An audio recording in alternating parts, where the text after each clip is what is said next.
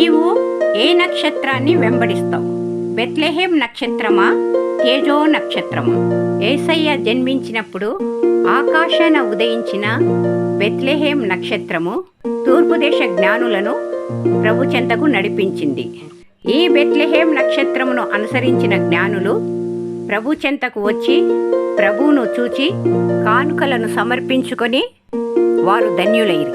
జ్ఞానులను నడిపించిన ఈ బెత్లెహేం నక్షత్రమే అమాయకులైన గొల్లలను కూడా ప్రభు చెంతకు నడిపించినది. యెషయా గ్రంథము 14వ అధ్యాయము 12వ వచనం.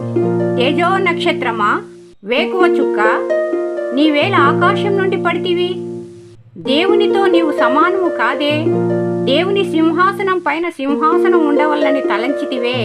సర్వోన్నతుడు నిన్ను పాతాళంలోనికి ఒక మూలకు తోసి ఉన్నాడు. నీ క్రియలు మంచివి కావు. నిన్ను అనుసరించు వారికి ఇదే స్థితి.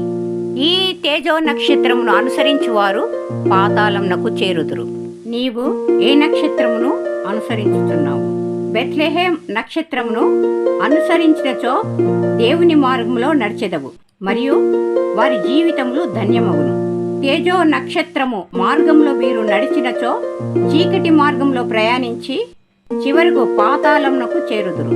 దానియేలు గ్రంథము 12వ అధ్యాయము 3వ వచనంలో వాక్యం ఏమని సెలవిస్తుందంటే, మీరు బుద్ధిమంతులై అనేకులను దైవ మార్గంలో నడిపించిన ఎడల మీరు కూడా నిరంతరము ఆకాశంలో నక్షత్రముల వలె ప్రకాశించెదరు. మనము బుద్ధిమంతులమై నీతి మార్గంలో నడిచి అనేకులను దైవ మార్గంలో నడిపించేటువంటి భాగ్యము, నిరంతరము ఆకాశంలో నక్షత్రముల వలె ప్రకాశించేటువంటి భాగ్యము పరిశుద్ధాత్మ దేవుడు మనకు అనుగ్రహించునుగాక. ఆమేన్.